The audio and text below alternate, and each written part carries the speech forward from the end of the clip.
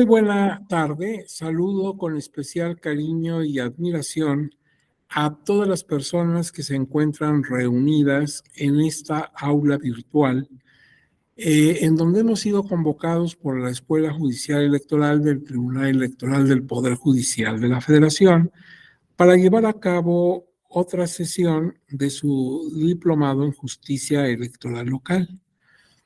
Eh, Les digo que los saludo y la saludo con mucho afecto y admiración. Afecto porque aunque no tengo el gusto de conocer a cada uno y cada una de ustedes, sin embargo, considero, un punto de vista personal, considero que todas las personas que vivimos en este hermoso país, en este gran país, pues somos como una inmensa familia porque al margen de que cada uno pues tiene distintas experiencias, edades, lecturas, profesiones, puntos de vista políticos, etcétera, seguramente coincidimos en algunas metas comunes.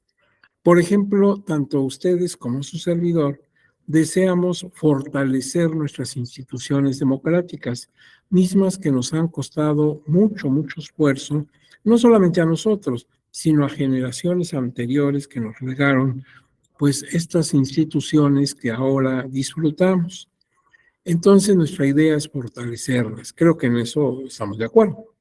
Y en otra meta común es el que seguramente estamos deseando que nuestra población, sin ninguna restricción, sin ninguna situación de discriminación, toda alcance niveles o estándares de vida más dignos y más acogedores. Queremos que todos tengamos un índice muy bueno de vida y de satisfactores.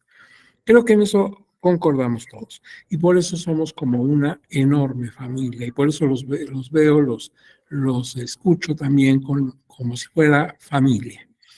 Pero también con admiración porque estoy consciente que ustedes son personas que tienen una agenda cotidiana muy, muy completa. Hay muchos asuntos laborales, personales, familiares y de mucha índole que requieren su atención constantemente. Y aún así, se dan el tiempo, como por ejemplo en este caso, para cursar un diplomado. Eso habla de dos cosas a mi manera de ver muy, muy destacadas.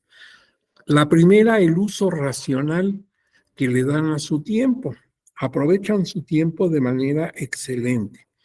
Pero además, también implica pues una autodisciplina, un esfuerzo muy grande, una constancia, un temperamento muy especial.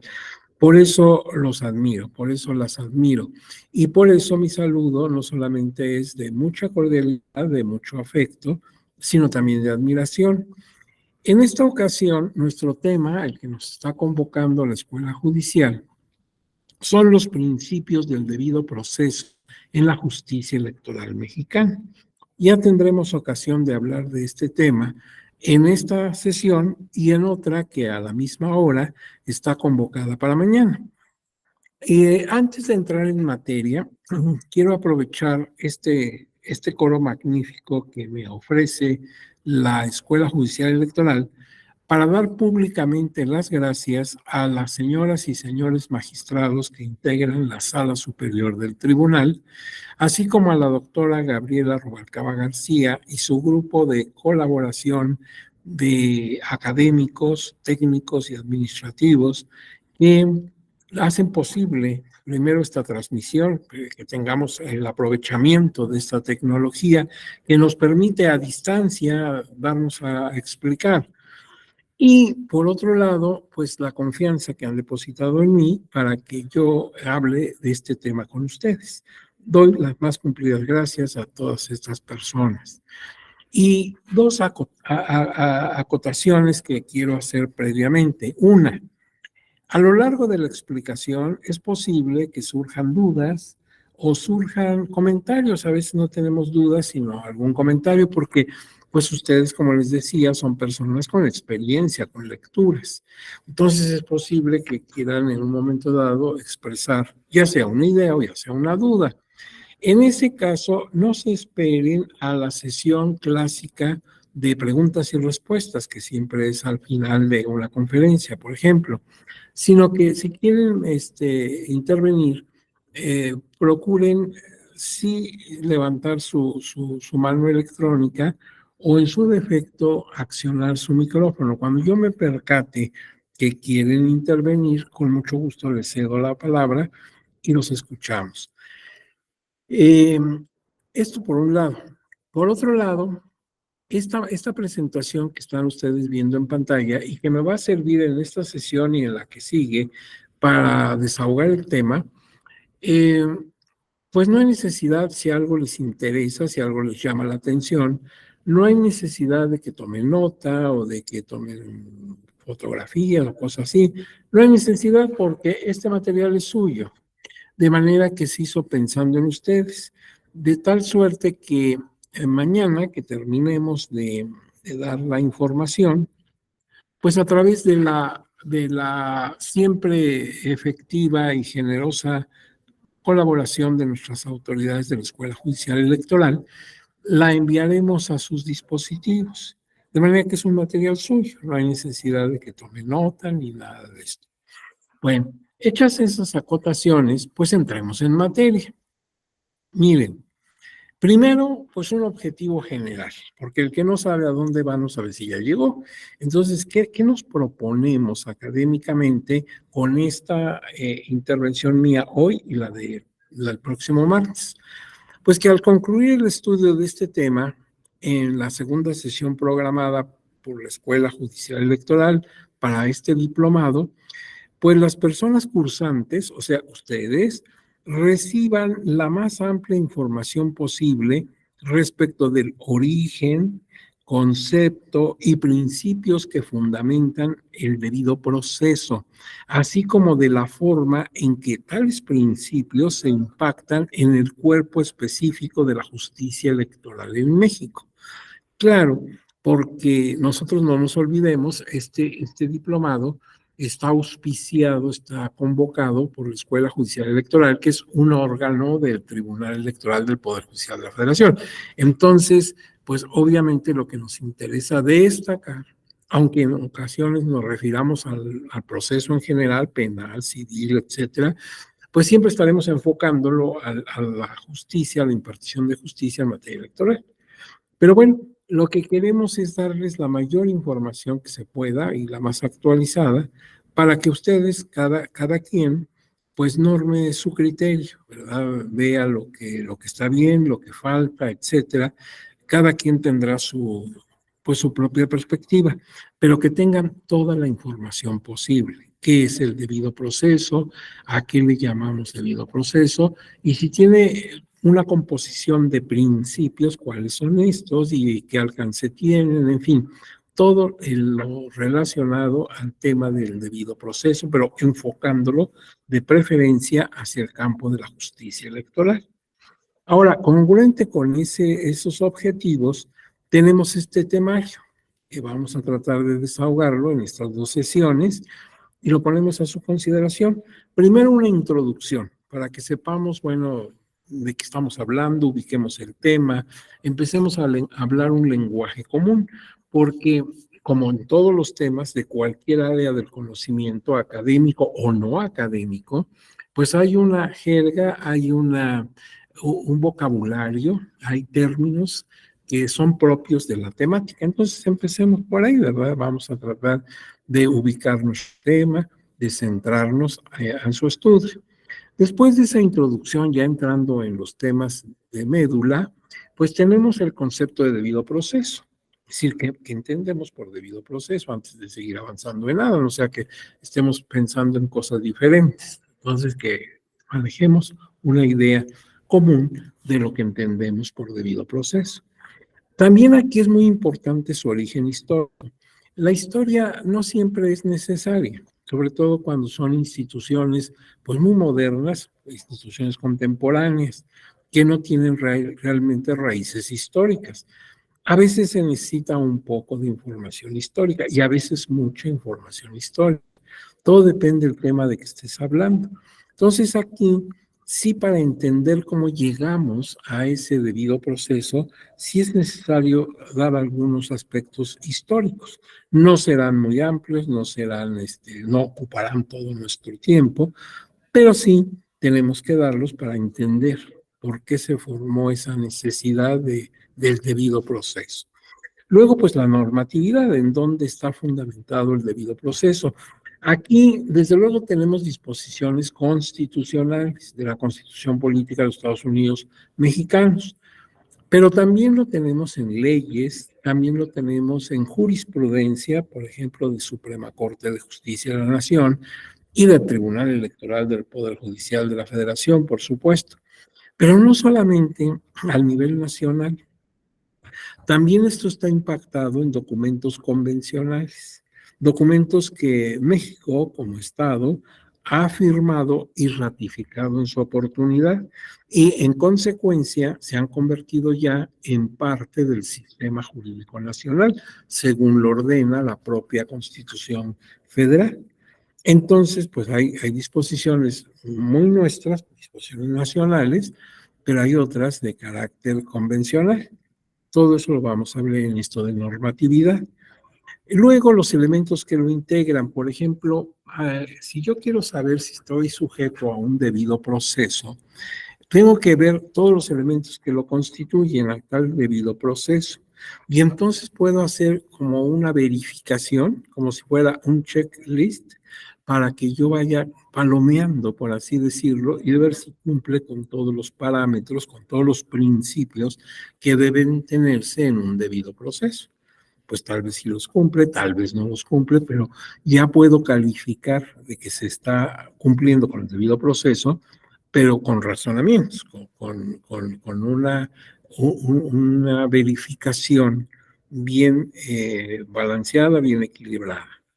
Luego, el derecho comparado siempre sirve ver, asomarnos qué pasa en otros lugares, en otros sistemas, cómo andamos en esto del debido proceso. Luego el debido proceso en la justicia electoral mexicana, que acuérdense ustedes que en los objetivos que hace un momento escuchamos, pues hay esa idea de enfocar el debido proceso ya en el campo de lo electoral, de la justicia electoral. Y luego los criterios que sobre este particular, el debido proceso, ha emitido nuestro Tribunal Electoral del Poder Judicial de la Federación. Tienen mucha trascendencia porque esa jurisprudencia es de aplicación obligatoria a otras autoridades electorales. Entonces hay que ver cómo se ha manifestado, qué principios ha postulado al respecto nuestro tribunal. Y luego, bueno, al final sacaremos conclusiones. Esas son muy subjetivas, son mis conclusiones. Ustedes ya cuando conozcan la temática, cuando la hemos expuesto ya frente a ustedes, pues de esta manera eh, tenemos la posibilidad de tener nuestro propio criterio. Entonces, ¿qué quiero decir con esto? Que quizás coincidan con todo, con parte o con ninguna de las conclusiones a las que yo llegue. Y se vale, pues se vale, porque pues las cuestiones académicas no se deciden por adhesión, por simpatía, por filiación, como sucede en un partido político, sino que cada uno de nosotros tiene su libertad de pensamiento, de expresión, y puedes estar o no de acuerdo conmigo. Pero lo importante es que conozcas toda la información que te queremos proporcionar. Bueno, ese es el temario. Entonces, empecemos por la introducción. Miren ustedes, existen muchas definiciones de debido proceso. Si tú te metes a internet o si buscas en los libros especializados o en diccionarios jurídicos, pues te vas a encontrar definiciones. Algunas muy claras, muy bien logradas, muy bien trabajadas, otras un poco laxas, un poco generalizadas, pero las más y las menos van a coincidir en algunos aspectos esenciales.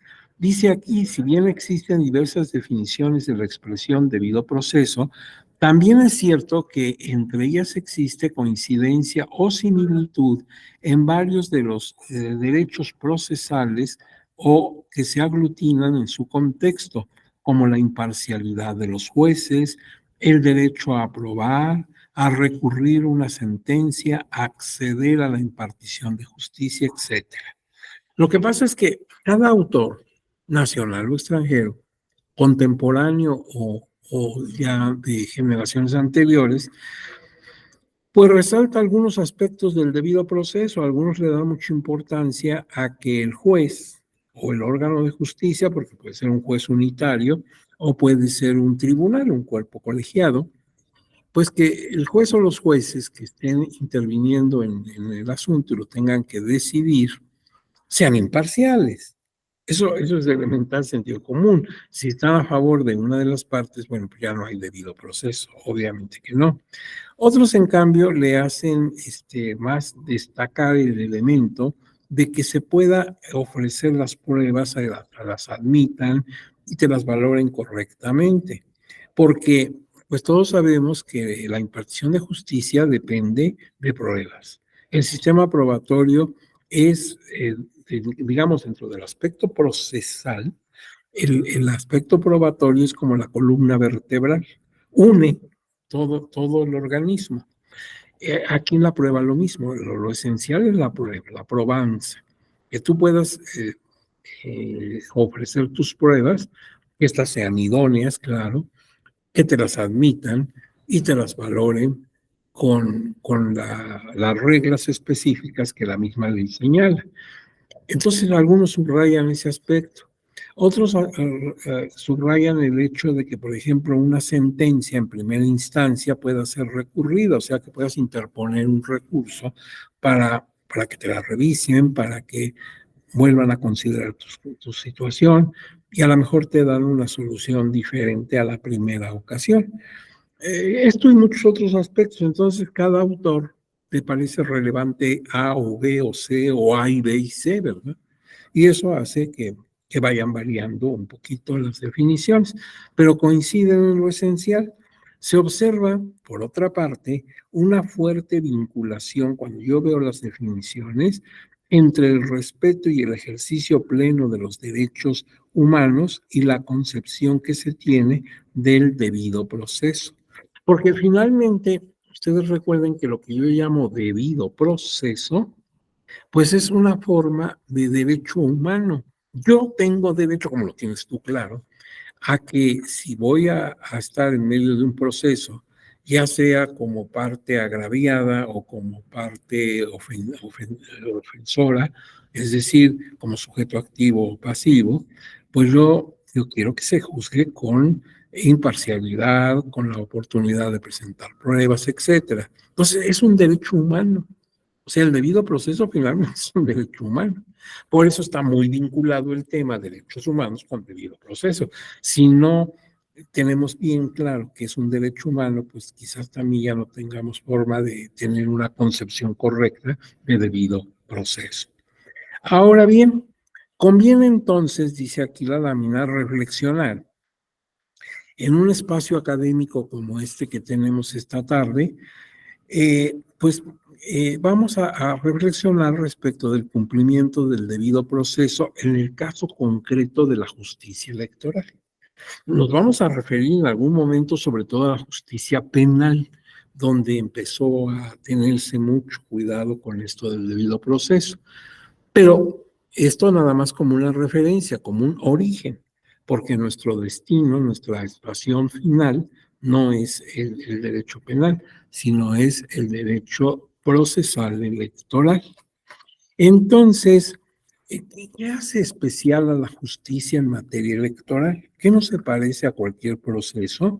Por ejemplo, cuando yo voy a impugnar al tribunal, pues no se parece mucho a si lo hiciera en un tribunal fiscal o en un tribunal civil. Pues no, porque mira, además de que son materias diferentes, en esencia, eso es claro, sin embargo, la justicia en materia electoral tiene características, como dicen los abogados usando términos en latín, sui generis, o sea, especiales, específicas, que no encuentras en otro lado. Y aquí en la lámina nos dan tres. La primera, en una situación en la que se impugnan asuntos electorales, pues su afectación da al ámbito social y político. O sea, nos vemos afectados muchos, lo que no sucede en otro tipo de justicia. Por ejemplo, si tú y yo tenemos un problema respecto a la propiedad de una casa, de un terreno, de un inmueble, pues el problema es entre tú y yo. Y claro, vamos a probar en el juicio, cada quien va a presentar sus pruebas para convencer al juzgador de que tú eres propietario o que yo soy propietario. Pero la resolución que se tome nos afecta a nosotros dos, ¿sí? Ya sea que se reconozca mi derecho, me adjudiquen la propiedad, o ya sea que te lo reconozcan a ti, te lo adjudiquen a ti. Los afectados en sentido positivo o negativo somos las dos partes. El resto de la humanidad, pues ni se entera, si somos discretos, pues, ni se entera que tuvimos un problema así y que se resolvió a tu favor. Pero en cuestión de justicia electoral, no siempre sucede así, sino que tiene impacto político. Imagínate, te voy a poner un ejemplo, que en la casilla donde fue la jornada electoral, donde se desarrolló la jornada electoral en tu distrito, el día de la votación, pues resulta que se comprobó que hubo causal de nulidad o causales de nulidad en la suficiente proporción o determinancia, como dice el tribunal, que pues no hubo más remedio que anular la votación recibida en esa casilla. Y en esa casilla votamos, ¿qué te gusta? 550 personas, fueron las que en total fuimos a votar. Había más inscritas en nuestra lista nominal, pero ya ves que mucha gente no va, etcétera, éramos 550. Y de repente nos dicen que en esa casilla queda la nulidad de votación recibida en casilla. Quiere decir que de nada sirve que mis vecinos, yo, mi familia, etcétera, hayamos ido a votar, hayamos sido muy cuidadosos de estar a tiempo en la casilla, pues igual que no hubiéramos hecho nada porque nuestro voto no sirvió. Entonces ya se afectó a los ciudadanos y desde luego también al partido político y no solamente al que está impugnado, sino a todos los que participaron en la contienda, porque se anulan todos los votos, como no hubiera habido tales. Y eso por poner un ejemplo mínimo, una casilla a la que se le determinó nulidad de votación recibida. Imagínate si llegamos al extremo de anular una elección, pues va a afectar a muchísimos intereses, a intereses partidistas, no partidistas, a ciudadanía, a medio mundo. Entonces ya no podemos compararlo pues con un tipo de proceso diferente. La segunda situación que hace especial a la justicia electoral es la brevedad de sus plazos para resolver. Y es que tiene que llegar, por ejemplo, el día de la toma de posesión, del cambio de titulares. Entonces no pueden quedarse estos asuntos ahí durmiendo el sueño de los justos, porque ¿qué crees? La toma de posesión del señor gobernador o la señora gobernadora del estado X, pues tiene que llegar el día tal. Entonces, los plazos son brevísimos.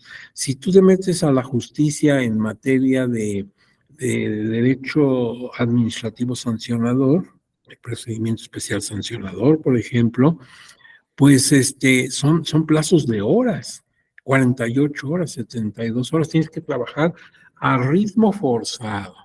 Ahí no cabe digamos, la calma que puede haber para resolver en otro tipo de asuntos. Y el tercer asunto que lo hace distinto es su impacto no solamente en la vida nacional, sino también a nivel internacional.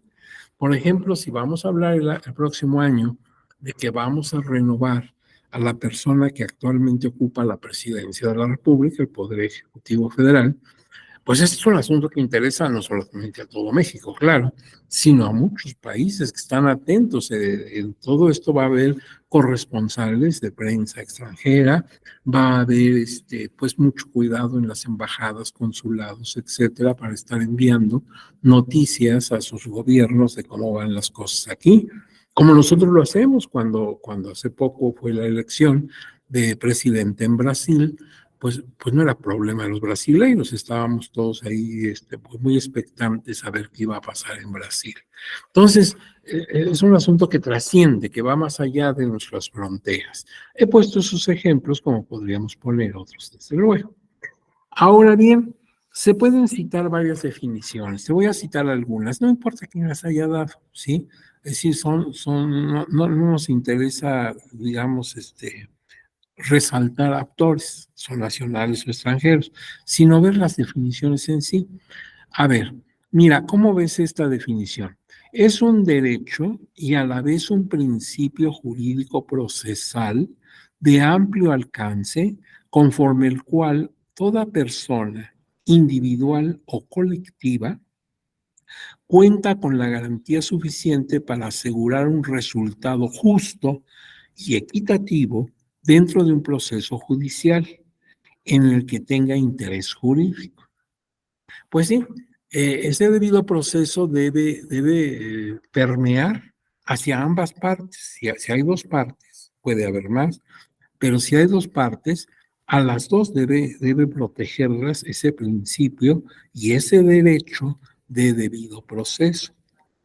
Ahora bien, veamos algunas otras definiciones. Por ejemplo, esta es una garantía procesal que debe estar presente en toda clase de procesos jurisdiccionales. Es un conjunto de formalidades esenciales que deben observarse en cualquier procedimiento legal para asegurar o defender los derechos y libertades de las personas involucradas en este. Acuérdate, el debido proceso no es nada más para el actor o para el demandado, es para los dos. Los dos deben estar protegidos por ese principio de debido proceso. En un principio, es un principio jurídico. A ver, por aquí está don Antonio Urbina, dice conjunto de formalidades esenciales, pero ya no alcancé a leer lo demás. Don Antonio, ¿se quiere usted tomar su micrófono y nos dice? Porque ya ve que los recados pasan así como el viento y ya no alcancé a ver la segunda parte de su escrito. Si quiere, tome el micrófono y díganos. Ah, no de formalismo, dice don Antonio Urbina Reyes. Bueno, muy bien. Gracias, don Antonio. Por otro lado, dice otra definición, es un principio jurídico por el cual el Estado debe respetar todos los derechos legales que posee una persona según la ley. Esa idea, pues, es muy, muy amplia, porque fíjate, sí es cierto que el Estado es el que debe asegurar el debido proceso, el que lo debe garantizar, porque la impartición de justicia es una función que debe realizar el Estado. Pues tenemos incluso un poder destinado a ello, el poder judicial. Pero cuando dice que el Estado debe respetar todos los derechos legales que posee una persona, pues habría muchas cosas que no tienen nada que ver con un proceso y que también los debe garantizar. Por ejemplo, si yo quiero, saliendo de esta clase, irme a comer a Cuernavaca, pues tengo libertad de tránsito y si alguien me la impide, pues yo puedo reclamar esa violencia a mi derecho, pero no tiene nada que ver con proceso. Entonces, como que me parece muy laxa, pero bueno, ahí está. Veamos otra. Es un principio jurídico que obliga al Estado a respetar y hacer eficiente el conjunto de derechos que la normatividad vigente reconoce a los justiciables, a fin de que puedan obtener una sentencia acorde con el interés legítimo de sus pretensiones en un proceso jurisdiccional determinado. Parece que cumple las expectativas. Bueno, pues en toda esta gama de definiciones y otras muchas que no vamos a dar, pues tú puedes tomar la posición que quieras. Lo único que yo quiero manifestarles es que hay muchas maneras de ver las cosas y que tú mismo puedes intentar una definición. ¿Por qué no? Pues eres un ser pensante, eres un profesionista, eres una persona intelectual y puedes crear una definición. Claro, a condición de que ésta tenga racionalidad, tenga pues coherencia, etcétera.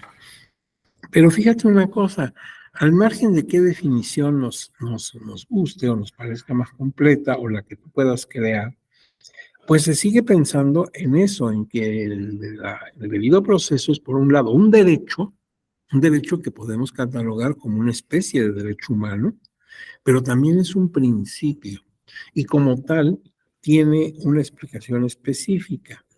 Esto lo vamos a ver cuando veamos cómo se integra o qué parámetros hay que tomar en cuenta para determinar que aquí sí hay un debido proceso.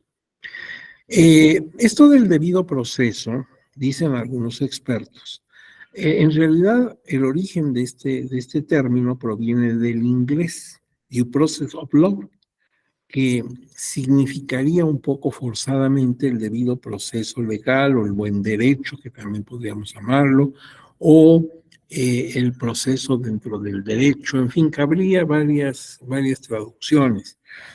Pero, ¿por qué del inglés? Pues porque para muchos también el origen de señalar las reglas del debido proceso se dieron en el derecho anglosajón. No todos están de acuerdo en ello y ahorita vamos a ver otra posición. Mucho antes del derecho anglosajón ya había concepto de debido proceso, aunque no lo llamaran así. Pero bueno, vamos por partes, no adelantemos. Ahora bien, en el debido proceso se conjugan las funciones de los legisladores aprobando leyes procesales fundamentales en principios constitucionales y de los operadores de la justicia potencializando las garantías de los justiciables al resolver los procesos jurisdiccionales elevados a su consideración.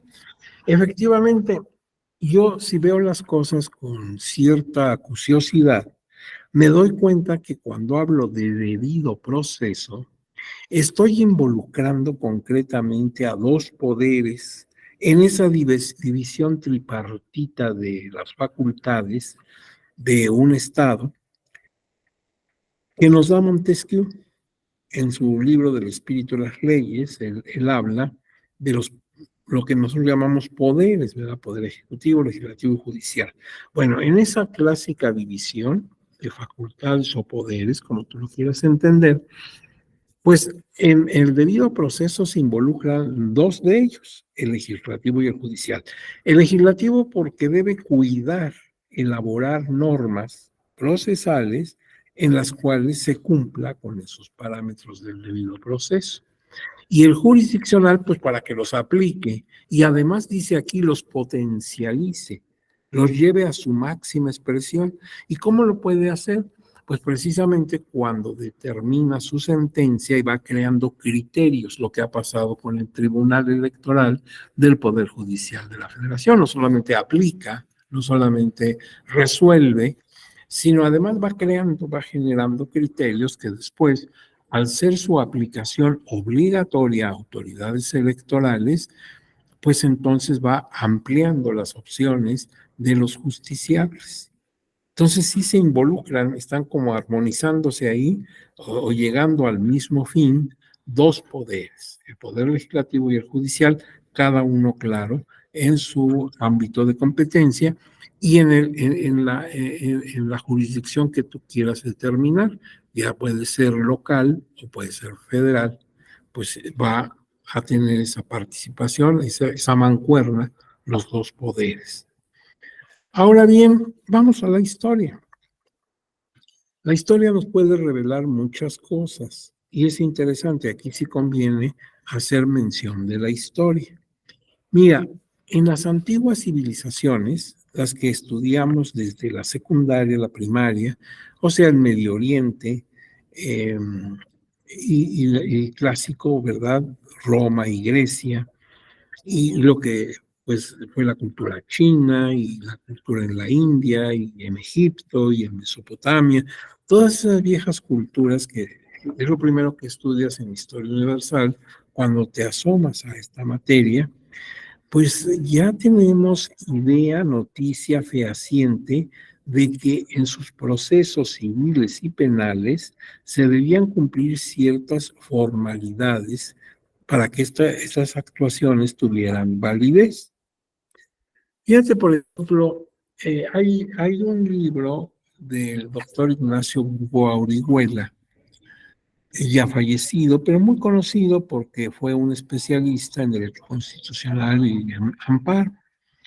El doctor Burgoa tiene por ahí, entre sus muchas obras, un libro publicado por Editorial Porrúa, que es fácil conseguir y que habla de las violaciones al debido proceso en el caso de Cristo. Él analiza, basándose en la Biblia, lo que pasó, lo que detalla la Escritura respecto al juicio de Cristo, y observa que ya en la época se violentaron muchos de sus derechos. Por ejemplo, él, en lugar de ser conducido directamente al momento de su aprehensión en el huerto de Getsemaní, conducido directamente ante autoridad jurisdiccional, fue llevado a casas particulares de ciertos jueces que integraban el Sanedrín. El Sanedrín era el Tribunal de Justicia. Y entonces fue a casa de Caifás y de Anás y de otras personas que pues eran particulares, aunque eran servidores públicos, diríamos hoy. Es como si alguien lo detuviéramos hoy y en lugar de ponerlo a disposición de autoridad competente, lo lleváramos a casa de un juez o a casa de un magistrado. ¿Qué tiene que hacer esa persona en esas condiciones? Porque ya estaba prohibido hacerlo, ya estaba obligado a presentarse ante autoridad. Y un segundo y último ejemplo que te doy, porque claro, el libro detalla muchos aspectos, pero por ejemplo, Cristo no tuvo abogado defensor.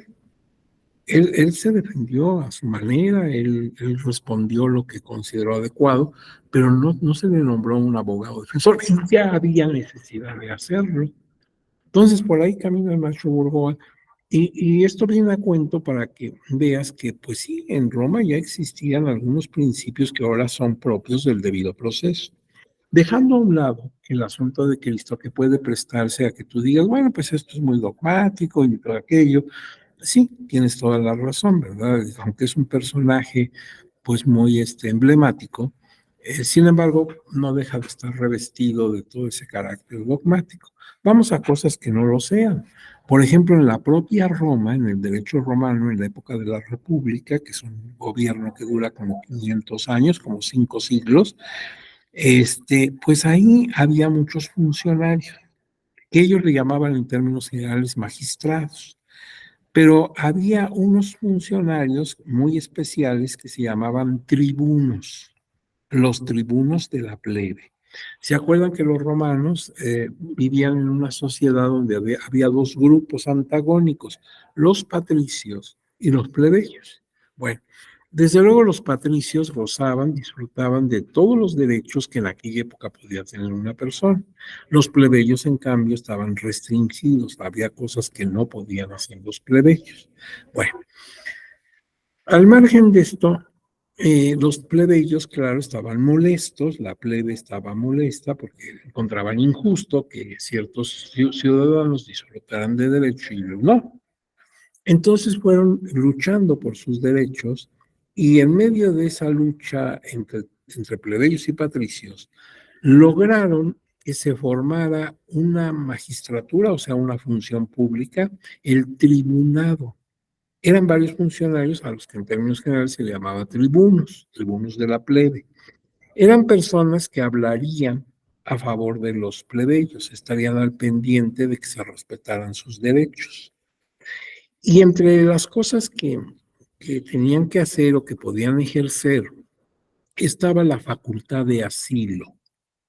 Cuando, por ejemplo, un plebeyo era perseguido por la justicia, por las autoridades para detenerlo, si encontraba en su paso a un tribuno y se acercaba a él y lo podía asir del manto, de la ropa, del brazo, quedaba bajo su protección, bajo su asilo. Los soldados que andaban localizándolo, esos que ves en las películas de romanos, se quedaban con las espadas y las lanzas al aire porque ya este sujeto se había logrado abrazar o asir del tribuno. Este tribuno entonces le podía conceder asilo, lo cual no quiere decir que quedara impune. ¿Impune qué? Pues ni siquiera sabemos de qué se trata, ¿verdad? Nada más vimos que venía perseguido, lo hemos protegido, le hemos dado asilo. Pero desde luego, eso no quiere decir que si cometió un delito o una falta grave no se sancione. Lo que quiere decir es que ahora el tribuno, una vez que se ha encargado de asilarlo, él mismo lo conduzca ante la autoridad judicial y observe que se lleve a cabo para él diríamos hoy, debido proceso. Y entonces, bueno, se le va a juzgar y a lo mejor hasta se llega a su resolución negativa, a lo mejor lo van a sentenciar, pero nos queda la tranquilidad de que se hizo, digamos, bajo ciertos parámetros. Ujú. Entonces ya aquí encontramos que ya hay cierta protección a las personas. También encontramos que a veces ya estaba detenido. El plebeyo ya estaba detenido, ya estaba en la cárcel. La principal cárcel en la vieja Roma era la cárcel Mamertina. Entonces ya está en la cárcel, ya está detenido, alguien le avisa. Entonces el tribuno puede apersonarse a la cárcel Mamertina y pedir dos cosas con su autoridad que tiene como tribuno. La primera es que lo dejen ver al detenido y hablar con él en privado.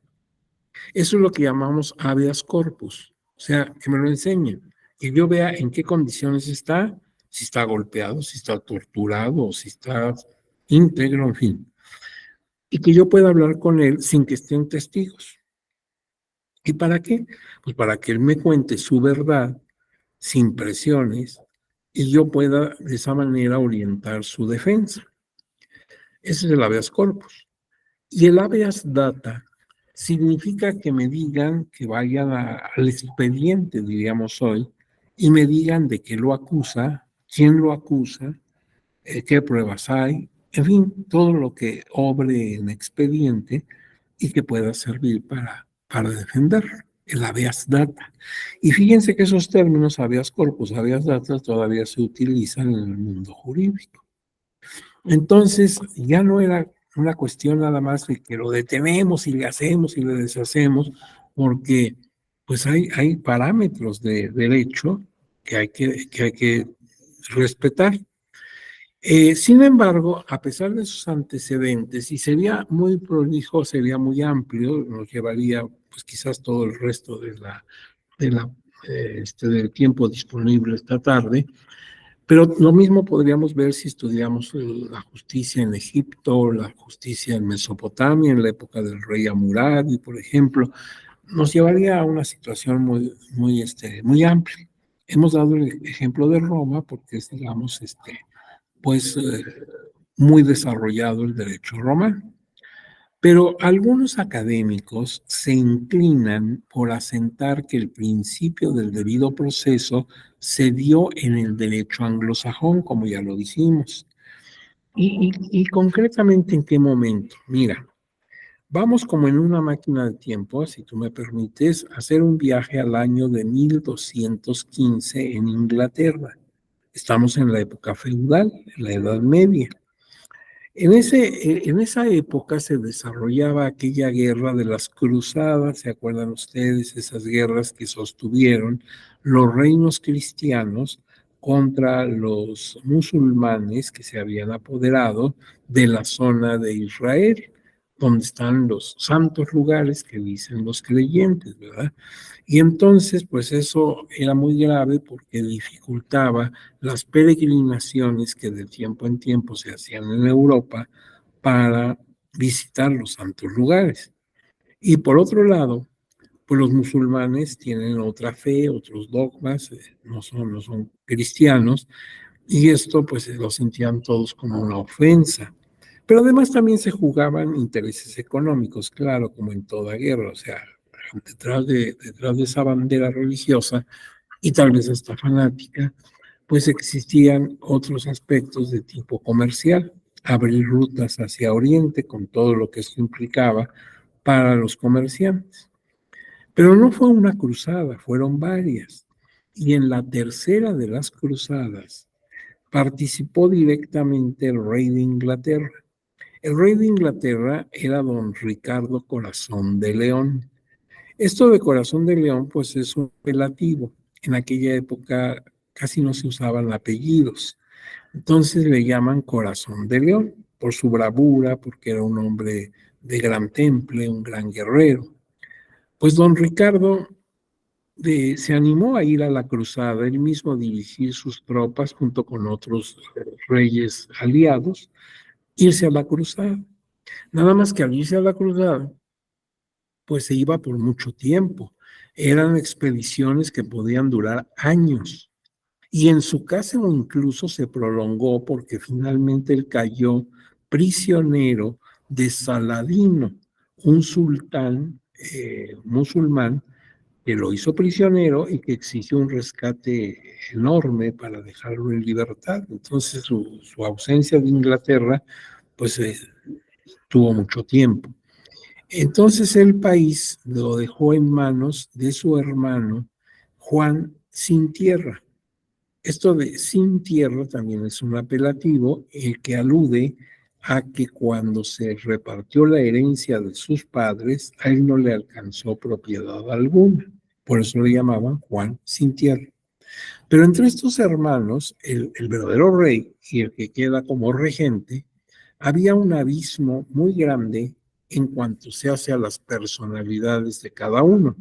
Mientras Ricardo era un rey amado por su pueblo, respetado por su pueblo, tenía muchas virtudes, don Juan era en cambio un hombre nefasto, tirano, eh, pues abusivo del poder, cometió muchas tropelías, muchas injusticias, a tal grado que dos grupos de poder, dos estamentos, se unieron en su contra.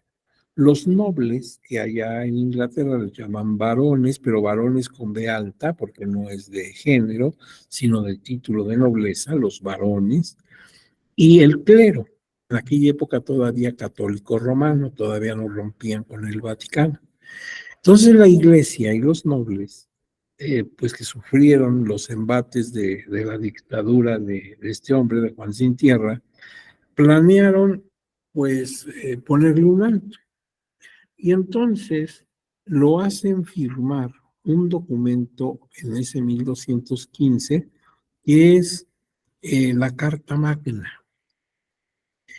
La Carta Magna es una especie de constitución, sin llegar a ser exactamente una constitución, pero que fue un documento importantísimo en donde estos dos grupos de poder, los nobles y el clero, pues obligan al rey a reconocer ciertos derechos. Pongamos las cosas en claro. Este documento no se hace para beneficiar al pueblo, sobre todo al pueblo bajo. Estamos muy lejos de esa concepción del pueblo. Estamos en la Edad Media. Esto beneficiaba a dos estamentos de poder, como dije, la iglesia y los nobles. Claro que el pueblo se podría beneficiar en alguna medida de esto, pero no se hizo pensando en el pueblo, porque luego tenemos muy distorsionadas las cosas y entonces pensamos que esto se hizo pensando en el pueblo. No, el pueblo no contaba para nada en esa época, pero sí contaban estos factores de poder. Y aunque después de haberlo firmado, casi presionado, no le quedaba de otra, o firmaba o perdía la corona, Juan Sin Tierra. Después, en la primera oportunidad que tuvo, quiso desconocer el documento, y de hecho lo desconoció, pero de cualquier manera ya lo había firmado, y es un antecedente de derecho constitucional que todavía hace mucho ruido en la historia universal. Por eso a veces, por ejemplo, a nuestra Constitución, pues en forma de homenaje o de reconocimiento, le llamamos Carta Magna, aunque nunca ha tenido ese nombre de nuestra Constitución, pero asemejándolo a la Carta Magna que sí se dio en Inglaterra. En ese documento, en la Carta Magna, en el capítulo 39, establece lo siguiente, lo vamos a decir textualmente, claro, ya con traducción. Ningún hombre libre podrá ser arrestado o detenido o preso o desposeído de su propiedad o de ninguna otra forma molestado, y no iremos en su busca ni mandaremos prenderlo, salvo en virtud de enjuiciamiento legal de sus pares y por la ley de la tierra. Es un poco compleja la redacción, un poco churrigueresca, pero sí entendemos lo que quieren decir. Y si yo observo, me recuerda a mi Constitución, me recuerda esto de que nadie puede ser privado de su libertad, sus bienes, sus papeles y documentos y posesiones, sino mediante un juicio, etcétera. Se parece mucho. Efectivamente, es el antecedente, pues ya muy directo de lo que ahora tiene nuestra Constitución y que lo encuentras en casi todas las constituciones contemporáneas de la época. Efectivamente, la orientación de la Carta Magna inglesa es en el sentido de que las personas fueran juzgadas por sus pares, es decir, por sus iguales. Y esta idea ha llegado hasta nuestros días. Por ejemplo, si yo soy un profesor universitario y se sospecha o se dice que he cometido alguna infracción grave a los reglamentos que rigen mi institución, mi universidad, pues debo ser sometido a un juicio ante profesores como yo, el tribunal universitario. Ahí me voy a encontrar que personas como yo, que son catedráticos universitarios, pues son los que van a conocer mi caso y lo van a resolver en algún sentido. O sea, que yo sea juzgado por mis iguales, por mis pares. En este orden de ideas, si yo veo el derecho anglosajón, me encuentro, por ejemplo, en materia penal, el jurado popular. Y ustedes lo ven hasta en representaciones, en películas, en series, como es el jurado el que resuelve, no el juez. El juez o la jueza pues simplemente conducen la discusión, el debate, por eso están con su martillito constantemente poniendo orden. Pero tanto la parte acusadora, el fiscal, como la parte defensora, el abogado defensor, se dirigen a un grupo de personas que están a un lado, son miembros del jurado. Y si yo veo quiénes son esas personas, me encuentro que son ciudadanos, ciudadanas común y corriente, como la propia persona que está involucrada. El señor es un dentista, la señora es una abogada, el otro señor pues es a lo mejor un empleado burocrático y así. Cada quien ocupa distintas actividades y distintos roles, pero son ciudadanos, son los ciudadanos los que van a decidir. Por eso la defensa y el fiscal se dirigen a ellos, tratan de convencerlo a ellos. Y cuando finalmente se da término a la discusión, pues pasan a deliberar. Cuando regresan a la sala, pues el juez pregunta cuál es el veredicto, ¿verdad? Si dice inocente, pues ya se hacen los trámites para dejarlo de inmediato en libertad. Si dicen culpable, ahora sí ya el juez interviene y dice, bueno, entonces le tocan tantos años de cárcel o pena capital o lo que corresponda. Pero no fue el juez el que lo sentenció, sino fueron sus iguales. Quiere decir que esto tiene sus raíces desde la época medieval, la han conservado. Ello originó, como dice aquí, el jurado integrado por nobles, también por militares, o sea, si soy militar, pues que me juzguen los militares en un jurado de guerra. O si soy clérigo, si soy religioso, pues un tribunal religioso. En otras épocas, según fuera la actividad del procesado y en la actualidad del jurado popular. Debe aclararse que el documento, o sea, la Carta Magna, beneficiaba, como les dije, a dos estamentos, al clero y a los nobles, muchos de los cuales eran militares, pero no a las bases populares, porque pues ellos no fueron contemplados en ese documento, sin embargo se beneficiaron, pero no nos hagamos pues concepciones que no corresponden a la historia, que son anacrónicas. No fue para beneficiar al pueblo, sino para beneficiar a dos grupos sociales de poder. Posteriormente vamos a dar un salto enorme de la Edad Media inglesa a la época de la independencia de los Estados Unidos. Al independizarse las colonias inglesas y formar a los Estados Unidos de América, pues cada una de las antiguas provincias o colonias se convirtieron en estados de este país. Por eso hablamos de unos Estados Unidos. Y ya cada una de estas provincias independiente podía formar o establecer o postular su propia constitución. Entonces, por ejemplo, había constituciones en Maryland, en Pensilvania, en Massachusetts, colonias o excolonias de Inglaterra, que ahora eran estados, y que podían, con esa base, hacer sus propias constituciones locales. Y en esas constituciones, concretamente de estos lugares, de Maryland, Pensilvania, Massachusetts, yo encuentro que ninguna persona podía ser privada de su vida, libertad o propiedad sin un debido proceso legal. Lo están diciendo estos documentos que datan del siglo XVIII, de 1700. Ahora bien, también tuvieron su constitución federal, claro. La hicieron en 1787 en Filadelfia. Y esa constitución, ¿qué crees? Todavía está vigente. Todavía está vigente esa constitución.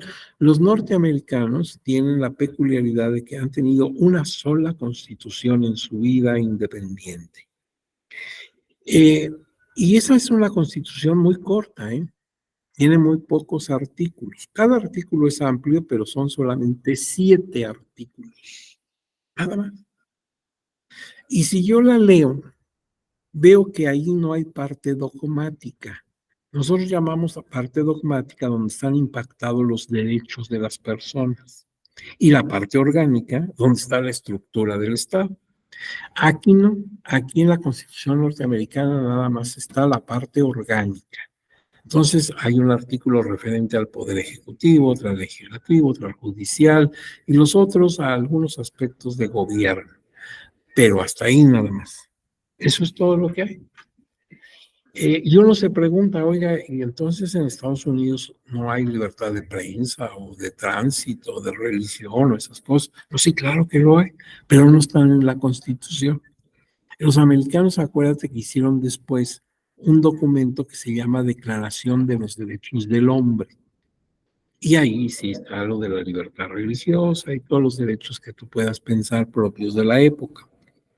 No lo impactaron en su Constitución.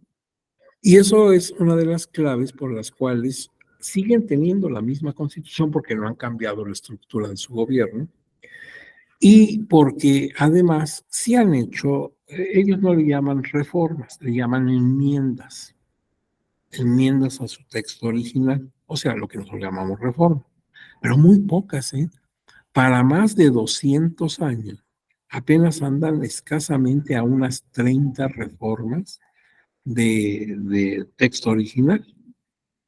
Entonces, es un caso muy especial, ¿verdad? Porque ellos no han cambiado realmente en esencia su estructura política. Entonces, en esas enmiendas, poquitas enmiendas que ha tenido la Constitución de Estados Unidos, pues es donde se establecen poco a poco los indicadores generales del debido proceso. Por eso tenemos que ir a las enmiendas y sobre todo a las primeras enmiendas donde ya se empezó a enderezar el asunto de qué parámetros tenemos que considerar para el debido proceso. Por ejemplo, la enmienda quinta. La quinta enmienda a esa constitución que data de 1791. Dice, ninguna persona será obligada a responder por un delito capital o infamante si no es en virtud de denuncia o acusación por un gran jurado, salvo en los casos que ocurra en las Fuerzas Armadas de Mar y Tierra o en la milicia cuando están en servicio activo en tiempos de guerra o de peligro público. Entonces aquí ya hay varias cosas, ¿verdad? Varias cosas. Luego dice enseguida, ni podrá persona alguna ser sometida 2 veces por el mismo delito a un juicio que pueda ocasionar la pérdida de su vida o de su integridad corporal. Esto que está en la enmienda 5, Pues no es una idea original de los Estados Unidos. Esto estaba en el derecho romano. Nadie puede ser juzgado dos veces por la misma causa. Y es un principio que ahorita lo tenemos en la Constitución nuestra vigente y claro, en las leyes correspondientes. Luego dice aquí esta enmienda que ni será compelida, entendemos ninguna persona, a declarar contra sí mismo en ningún proceso penal. Nadie me obliga a declarar contra mí mismo. ¿Qué sería como una confesional? Pues nadie me obliga a hacerlo. Ni tampoco sería privada de su vida, su libertad o sus bienes sin el debido procedimiento legal. Vuelve a aparecer la expresión, ni se podrá expropiar otra propiedad privada para disminuirla a uso público sin la justa compensación. O sea, no me pueden expropiar mi propiedad y si lo tienen que hacer por causa de utilidad pública, me deben indemnizar adecuadamente. Como ven, son muchas cosas, ¿no? No es un solo asunto, ¿verdad? Sino se dispara por aquí y por allá. Ahora bien, esa es la enmienda. Ahora vamos a la enmienda 5. El derecho de los habitantes, el derecho de los habitantes de que sus personas, domicilios, papeles y efectos se hallen a salvo de pesquisas y aprehensiones arbitrarias será inviolable y no se expedirá al efecto mandamiento que no se apoye en un motivo verosímil, estén corroborados mediante jurado o protesta y describa con particularidad el lugar que debe ser registrado y las personas o cosas que han de ser obtenidas o embargadas. De manera que tú no puedes llegar a mi casa, meterte, jalar las cosas y llevártelas. Tiene que haber una orden al respecto, una orden de cateo. Y me tienes que decir exactamente por qué lo estás haciendo y cuáles son los objetos que quieres encontrar. Bueno, pues esto lo tenemos ahora en cualquier legislación contemporánea.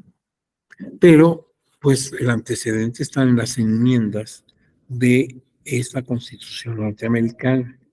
En toda causa criminal, dice la enmienda 6, el acusado gozará de derecho de ser juzgado rápidamente y en público por un jurado imparcial del distrito y estado en que el delito se haya cometido, distrito que deberá haber sido determinado previamente por la ley, así como de que se haga saber la naturaleza y causa de la acusación, de que se le caree con testigos y que depongan en su contra, de que se obligue a comparecer a los testigos que le favorezcan. O sea, que pueda presentar testigos que van a hablar a pro de él, porque pues hay varios que están hablando en contra de él y de contar con la ayuda de un abogado que lo defienda.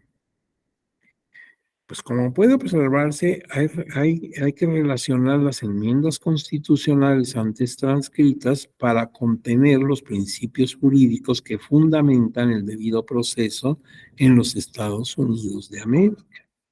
Pero yo me encuentro que en esas enmiendas, como te decía, nos bombardean por muchos lados. Hay cosas que están hablando de la expropiación de bienes, hay cosas que están hablando de que tengas un abogado, hay cosas que te están diciendo que si te van a hacer un cateo o una pesquisa en tu domicilio y en tus oficinas, pues sea fundamentada, te digan exactamente por qué y qué es lo que pueden llevarse, etcétera. Entonces, hay muchas cosas. Eso nos demuestra que se estaba generando, es decir, no hay todavía sistematización, sino es como una lluvia de ideas. Después, claro, ya todo eso se arreglará en las leyes. La enmienda, que en este caso es la 14, ya es más acercada a nuestro tiempo, es en 1868. Dice, toda persona nacida o naturalizada en los Estados Unidos y sujeta a su jurisdicción será ciudadana de los Estados Unidos y del estado en que resida. O sea, si estoy en esas condiciones, soy ciudadano norteamericano y además ciudadano de Texas o de Florida o de Oklahoma. Y ningún estado aprobará o hará cumplir la ley alguna que restrinja los privilegios o inmunidades de los ciudadanos de los Estados Unidos. Ni ningún estado privará a persona alguna de su vida, su libertad o su propiedad sin el debido procedimiento legal, ni negará a nadie dentro de su jurisdicción la protección de las leyes en un plano de igualdad. Entonces, aunque yo sea oriundo de California y me encuentre en New Jersey, pues ahí también me van a proteger los derechos de ese estado. Ahora, extensión del concepto de debido proceso. En este último párrafo, o sea, vamos a ver el último párrafo que eh, dice que ni tampoco Estado alguno privará a persona de su libertad, su propiedad, sin el debido procedimiento legal, ni negará a nadie dentro de su jurisdicción la protección de las leyes en un plano de igualdad. Bueno, tomando en cuenta eso, uno de los grandes abogados procesalistas, Couture, destaca que la expresión debido procedimiento legal se transformó en forma genérica en la Constitución de Estados Unidos, pues ya no se trata de un juicio llevado a cabo por los pares o fundamentado en la ley de la tierra, como decía originalmente la Carta Magna, sino que ya se hace referencia a todo un debido procedimiento legal o integral aplicable o presente en cualquier proceso jurisdiccional. Según Couture, ahí está la clave de que ya el debido proceso no está constreñido nada más al área penal, sino a cualquier tipo de proceso, sea civil, sea mercantil, el que tú quieras. Tiene que cumplir parámetros. Por ejemplo, que el juez sea imparcial, pues eso no importa de qué juicio estemos hablando, si es civil, si es penal, si es mercantil, si es electoral, el juez, el juzgador debe ser imparcial. Entonces se sale de lo que originalmente era el debido proceso solamente para el área penal, para volverse en un principio ya universal para cualquier tipo de impartición de justicia. Bien, pues ahora nos vamos a la normatividad. ¿Dónde está, digamos, el basamento jurídico del debido proceso? Que para los abogados, pues esto es muy importante, el fundamento constitucional, legal, convencional, ¿en dónde está ese debido proceso?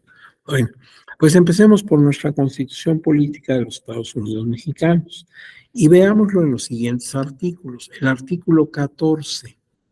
Nadie podrá ser privado de su libertad o de sus propiedades, posesiones o derechos, sino mediante juicio seguido ante los tribunales previamente establecidos en el que se cumplan las formalidades esenciales del procedimiento y conforme a las leyes expedidas con anterioridad al hecho.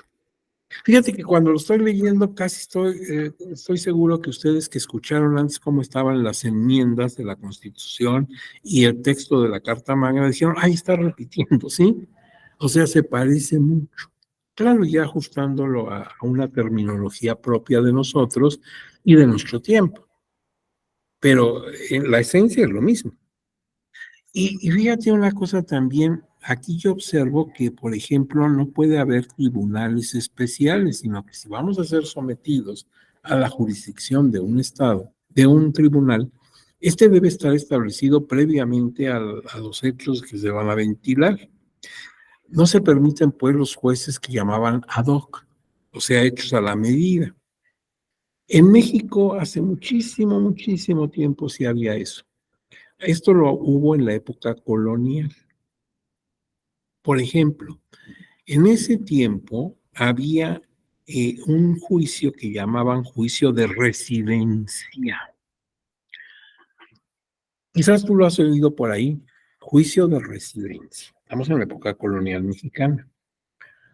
Y resulta que consistía en que la persona a la que le aplicaban esto quedaba arraigado, diríamos hoy. Te fijaban un lugar por sede y no podías salir de ese lugar hasta que se resolviera tu situación jurídica. Hoy diríamos de arraigo. ¿Y a quién se le aplicaba? A lo que ahora llamamos servidor público, siempre y cuando hubiera una denuncia grave. Si había una denuncia grave, te aplicaban juicio de residencia y entonces te decían, usted no puede salir de tal lugar hasta que se resuelva su situación. Dos, el juez lo vamos a nombrar desde la corona, va a ir el juez fulanito y él es el que va a juzgar. Pero ese señor no era un juez ordinario, sino había sido nombrado exprofeso para conocer tu caso, lo que está prohibido hoy en el 14 constitucional. Y te puedo dar un ejemplo concreto. Don Hernán Cortés, el conquistador de México, pues una vez que realizó la conquista de Tenochtitlán, fue nombrado capitán general de la Nueva España. Entonces, pues era como una especie de gobernador. Pero llegaron acusaciones muy graves a la corte española de Carlos V, manifestando algunas arbitrariedades cometidas por Cortés. Por ejemplo, el hecho que el juicio que le instauró a Cuauhtémoc, el último emperador azteca, pues había sido totalmente equivocado, totalmente mal, y lo había condenado a muerte. También se le acusaba de malos manejos del dinero, y en fin, incluso hasta de la muerte de su señora esposa, doña Catalina Juárez, que llegó de Cuba para unirse con su marido, vivían en Coyoacán y era una mujer joven relativamente. Una noche tienen una disputa, un pleito de marido y mujer, una discusión, la señora se va muy molesta a su habitación y al día siguiente amanece muerta. Cuando la servidumbre va a despertarla, pues la señora está muerta. No hay señales de violencia, pero está muerta. Entonces, en aquella época, pues se habló de un homicidio, de un envenenamiento, en fin. Bueno, se le acusaba de muchas cosas. Y viene un juez de España directamente para residenciar a Cortés. Nada más que el juez es muy ancianito y al llegar a Veracruz se enferma y se muere. Entonces lo más probable era que le nombraran a otro, obvio. Pero Cortés siempre suele dar el golpe antes que se lo den. Y entonces, contra todo lo que decía pues, el sentido común, él dice, yo voy a España a buscar al rey. Era como meter la mano en las fauces del cocodrilo. Pero Cortés lo hace. Se va a España, habla con el rey, nunca sabremos qué hablaron. En aquella época no había videos y todo ese tipo de cosas. Y lo que sucede es que sí le quitan el cargo, ya no va a ser gobernador, pero lo hace noble, le hace marqués del Valle de Oaxaca. Entonces ya no es Hernán Cortés a secas, ahora es el señor Marqués.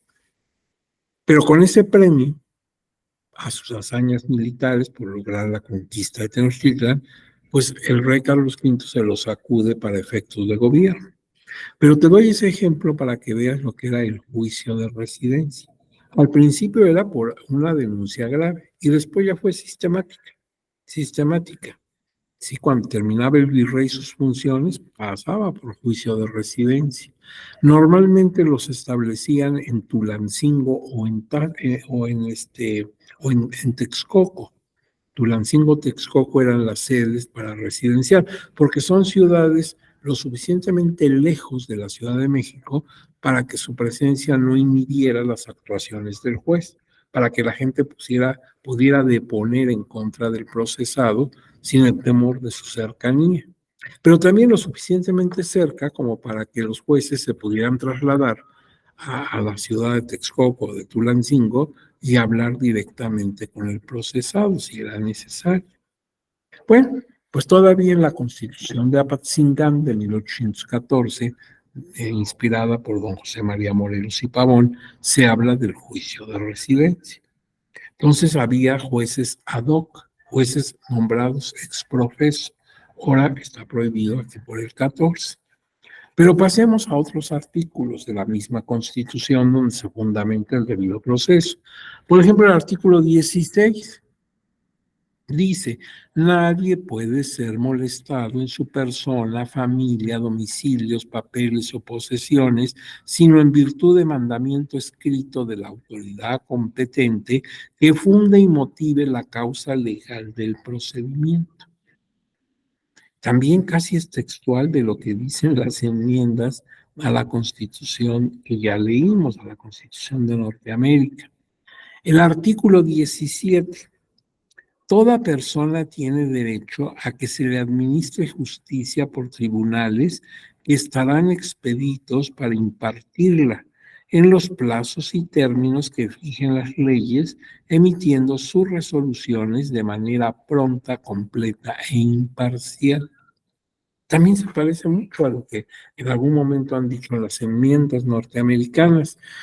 Y esto que dice nuestro artículo 17 incluso, pues también nos hace recordar la frase de don José María Morelos y Pavón, uno de nuestros próceres de la Guerra de Independencia, que palabras más, palabras menos, decía que todo aquel que se queje con justicia encuentre un tribunal que lo acoja, que lo escuche y que lo proteja. Y esa frase del generalísimo ahora la encuentras en letras doradas en cualquier pleno de cualquier tribunal del país. Ya Morelos tenía esa misma idea, que tuviéramos tribunales imparciales y que tuvieran la autoridad de ampararnos, de protegernos cuando tuviéramos razón en nuestras demandas de justicia. Y el mismo artículo 17 dice: siempre que no se afecte la igualdad entre las partes, el debido proceso u otros derechos en los juicios o procedimientos seguidos en forma de juicio, las autoridades deben privilegiar la solución del conflicto sobre los formalismos procedimentales. Es decir, si se puede, si no hay un impedimento básico, fundamental, podemos evitar formalismos, ¿sí? En la medida que esto sea posible. Y esto lo hacemos precisamente cuando los involucrados son pueblos y comunidades originarias o afrodescendientes, ahora a partir de 2019. Pues no le podemos exigir a las personas de esas comunidades un conocimiento profundo del derecho, ni tampoco los recursos que puede haber en personas que no son de ese tipo de comunidades. Entonces, hasta donde, claro, aquí el criterio del juez es muy importante, hasta donde sea posible, evitemos formalismos, vayamos a la esencia de lo que quieren. Hay cosas que sí necesitan cierta formalidad, pero lo más que se pueda, pues evitar esos formalismos y que el juez entiende qué es lo que quieren. Por eso dice la jurisprudencia del tribunal que basta con que expresen la causa de pedir. Y con eso es suficiente, ya el juez puede armar todo lo demás. Esto no se hace a cualquier persona, sino solamente a ciertos colectivos que se entiende que están en un estado de marginación. El artículo 41, que ya no se enfoca hacia lo electoral, como les decía, dice en su fracción 6: para garantizar los principios de constitucionalidad y legalidad de los actos o instituciones electorales, se establecerá un sistema de medios de impugnación en los términos que señalen esta Constitución y la ley. Dicho sistema dará definitividad a las distintas etapas de los procesos electorales y garantizará la protección de los derechos políticos de los ciudadanos de votar, ser votados y de asociación en los términos del artículo 99 de esta Constitución. Entonces, cuidado, artículo 41 está dividido en bases.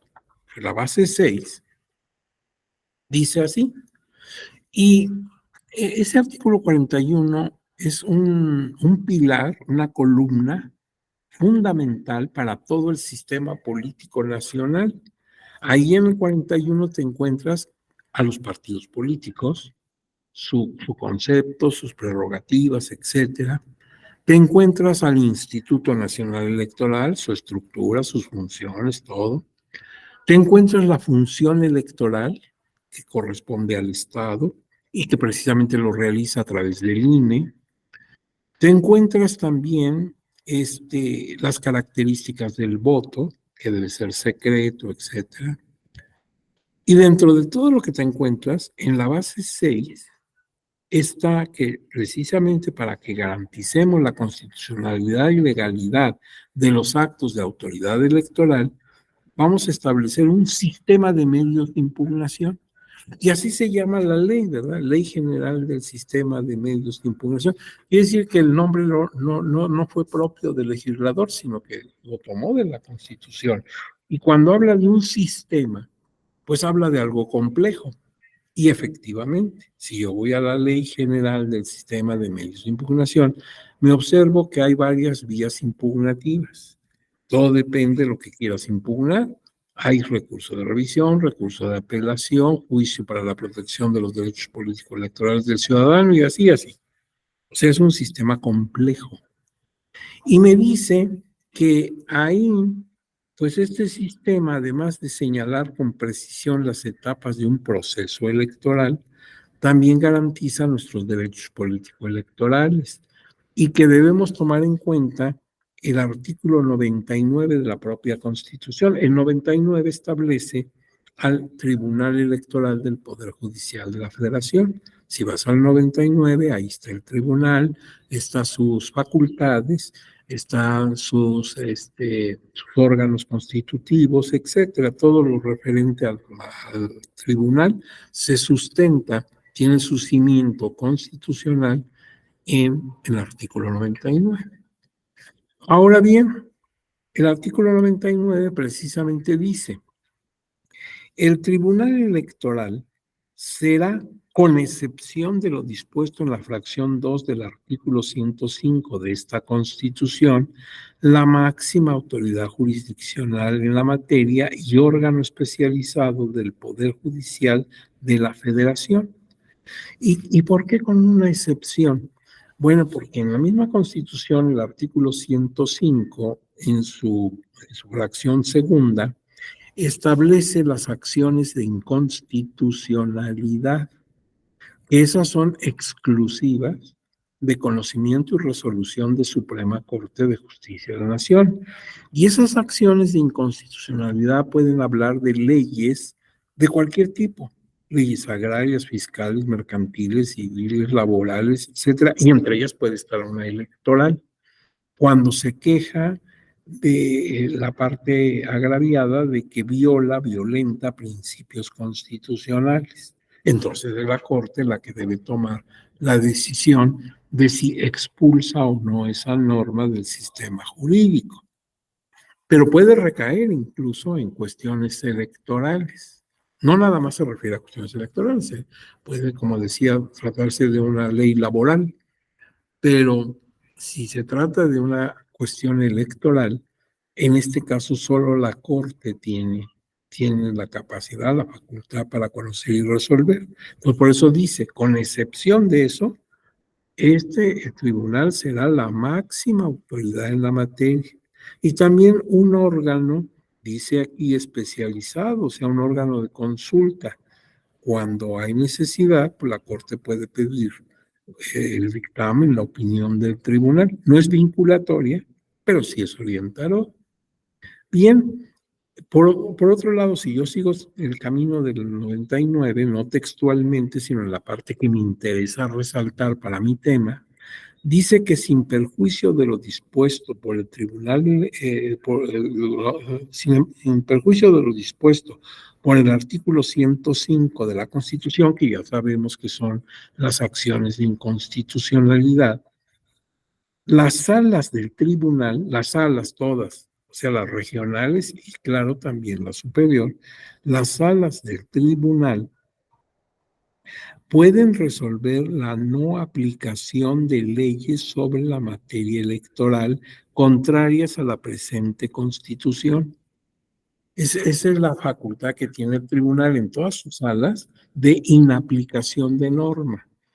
Si el agraviado, el promovente o la parte afectada también manifiestan que una disposición de una ley, por ejemplo, local en materia electoral, es violatoria de la Constitución, la sala correspondiente puede entrar en estudio de esto y determinar la no aplicación. No la puede expulsar del sistema como lo hace la Corte en la acción de inconstitucionalidad, pero sí puede no aplicarla al caso concreto.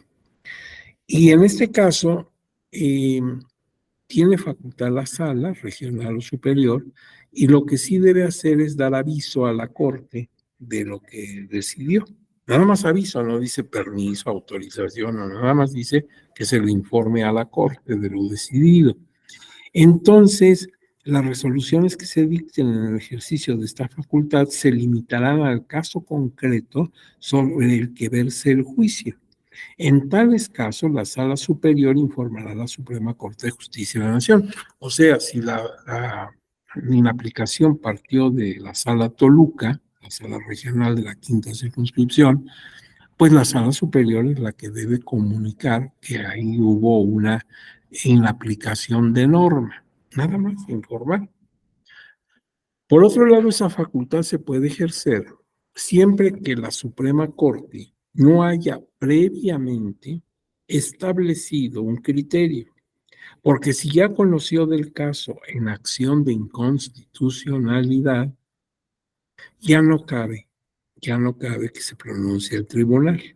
Ya sea que la Corte haya dicho es inconstitucional, ya la expulsé, ya no tiene nada que decir el tribunal, o no es inconstitucional, pasó digamos, la prueba de acción de inconstitucionalidad, el tribunal ya no se puede pronunciar. Se tiene que tratar de algo que no fue conocido por la Suprema Corte. Ahora bien, esto es al nivel de Constitución, pero por ejemplo, vamos a ver al nivel de convencionalidad, nuestro tema de debido proceso. Por ejemplo, la Convención Americana sobre Derechos Humanos, que lo conocemos popularmente como el Pacto de San José, porque se firmó en San José de Costa Rica. Estos artículos son propios para entender la protección al debido proceso a ese nivel. El artículo 7 tiene el derecho a la libertad personal. El artículo 8, garantías judiciales, las garantías que podemos tener o debemos tener en un proceso de cualquier naturaleza, civil, penal, administrativo, laboral, el que quieras. El 9, principio de legalidad y de retroactividad, o sea, en realidad de irretroactividad, de que no se nos aplique una ley retroactivamente en nuestro perjuicio. Artículo 10, derecho de indemnización. Artículo 25, protección judicial. Bueno, vamos a ver ya en detalle, a ver si de veras tienen que ver con debido proceso. Mira, el artículo 7, derecho a la libertad personal. Dice el documento de San José, toda persona tiene derecho a la libertad y a la seguridad personales.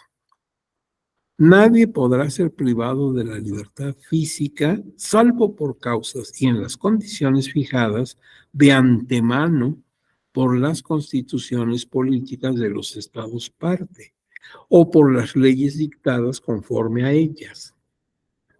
Nadie puede ser sometido a detención o encarcelamiento arbitrarios.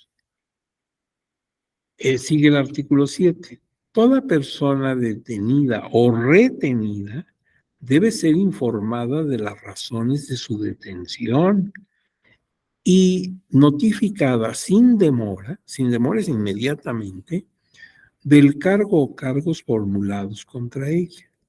Fíjate, ahora se nos hace obvio, si me detienen, me tienen que me acusan para que yo proceda pues a pensar en mi defensa, a buscar los elementos que me puedan defender.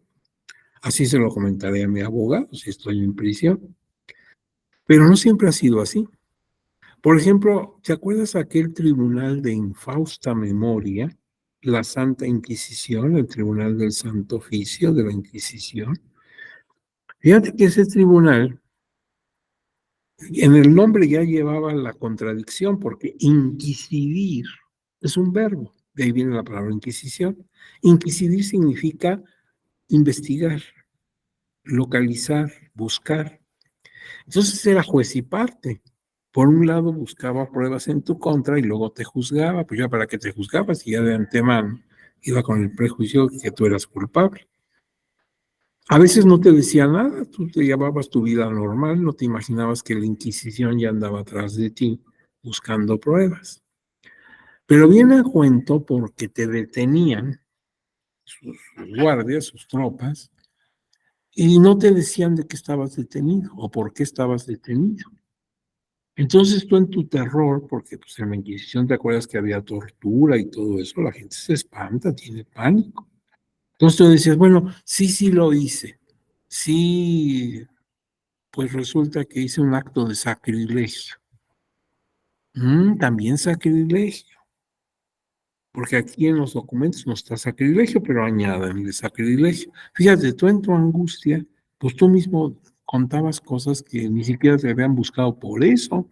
Tú mismo te hundías como en un pantano, entre más te movieras, pues más te hundías. Bueno, eso no. Me deben informar de inmediato por qué se me detiene, quién me acusa y todo lo que pues tenga yo que saber para poder enderezar mi defensa. Dice el punto 5 del mismo artículo 7. Toda persona detenida o retenida debe ser llevada sin demora ante un juez u otro funcionario autorizado por la ley para ejercer funciones judiciales. O sea, ya no te pueden llevar como a Cristo de Herodes a Pilatos, como dice la gente, y por eso la práctica piadosa de la visita de las 7 casas que se hace en Semana Santa. Hay que visitar 7 iglesias porque Cristo anduvo en 7 casas que no tenían nada que hacer en ninguna de ellas. Bueno, eso se acabó. Y tendrá derecho a ser juzgado dentro de un plazo razonable o a ser puesta en libertad sin perjuicio de que continúe su proceso. O sea, continuar tu proceso ya en libertad. Su libertad podrá estar condicionada a garantías que aseguren sus comparecencias en el juicio. Sí, por eso dicen libre bajo fianza, ¿verdad? Para que todos estemos seguros de que no te vas a escapar. Toda persona tiene derecho a la libertad, tiene derecho a recurrir ante un juez, o sea, si no estás de acuerdo con lo que se te sentenció en una primera instancia, puedes subir a un juez superior competente, a fin de que éste decida sin demora sobre la legalidad de su arresto o detención y ordene su libertad, si el arresto o su detención fueran ilegales. En los estados partes, o sea, en los países que firmen esta convención, eh, cuyas leyes prevén que toda persona que se viera amenazada de ser privada de su libertad tiene derecho a recurrir a un juez o tribunal competente a fin de que éste decida sobre la legalidad de tal amenaza. Dicho recurso no puede ser restringido ni abolido. Los recursos podrán interponerse por sí o por otra persona. Pues aquí están hablando, por ejemplo, en el caso de México, de nuestro juicio de amparo. Si yo sé que hay posibilidad de que se me detenga, puedo pedir amparo. Y desde luego el juez valorará el riesgo que estoy corriendo y si este es real o es ficticio.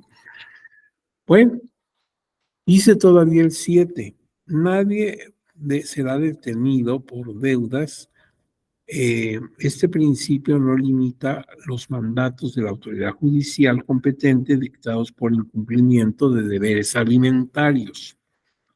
Ojo con eso, porque ahora pues es una obligación muy importante cumplir con los alimentos que debes a tus deudores alimentarios. Pero hay una cosa importante. Dice, nadie puede ser detenido por deudas. Y esto también está en nuestra Constitución. Nadie puede ser detenido por deudas de carácter puramente civil. Y todos lo entendemos, pero lo entendemos ahora. Durante mucho tiempo no fue así. Por ejemplo, si yo me remonto a la época del siglo XVI, por poner un ejemplo, me encuentro a uno de los grandes escritores de la lengua universal, concretamente la española, don Miguel de Cervantes Saavedra, el padre de esta lengua. Él escribió muchas cosas a lo largo de su vida, pero su obra cumbre es la del Quijote de la Mancha, ¿sí? Entonces es un libro esencial. Pero el Quijote de la Mancha, si yo lo observo en su estructura, tiene dos partes. Y todos sabemos que la segunda parte del Quijote la escribió don Miguel en la cárcel. Y uno se pregunta, pero ¿cómo un hombre como él, con su sensibilidad, con su vena artística, estaba en la cárcel? Pues, ¿qué hizo don Miguel? Él era un hombre malo, era un hombre torvo, ¿no? Era un arma de Dios don Miguel, pero lo que pasa es que estaba lleno de deudas y no pudo pagarlas. Y a la cárcel. Y ahí escribió la segunda parte de su Quijote. Hoy ya nadie puede ser privado de su libertad por deudas de carácter puramente civil. Porque si hay por medio una comisión de delito, entonces estamos hablando de otra cosa. Hay personas que cuando tú las visitas en los centros penitenciarios, te dicen, mire usted, yo estoy aquí por pobre. No, estás por fraude. Ahora, si tú me dices que ese fraude o ese delito lo cometiste por una necesidad y que tu situación económica, igual que tienes razón, ¿eh? Pero no te pueden perseguir por pobre. Aquí cometiste un delito. Ahora yo entiendo tu explicación. Lo hiciste no porque eres una mala persona, sino porque te viste en una necesidad extrema, a lo mejor muy extrema. Estaba de por medio de tu propia familia, sus sustentos, medicamentos, qué sé yo. O sea, entiendo tu tragedia, pero nadie puede ser eh, eh, apresado por deudas de carácter civil. Si cometiste un delito, bueno, entonces por eso estás juzgado, por abuso de confianza, por fraude, por cualquier otro delito, entonces sí ya irías a la cárcel.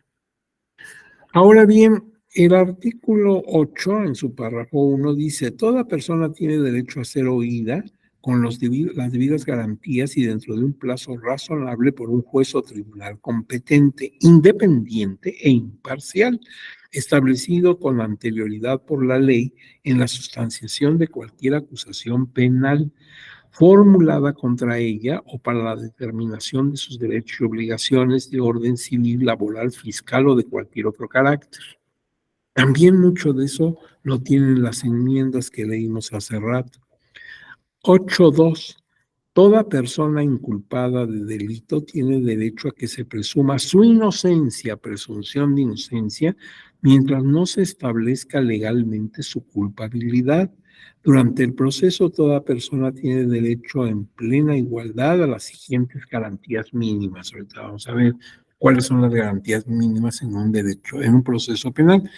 Pero fíjense, aquí está hablando de la presunción de inocencia, que también viene desde el derecho romano.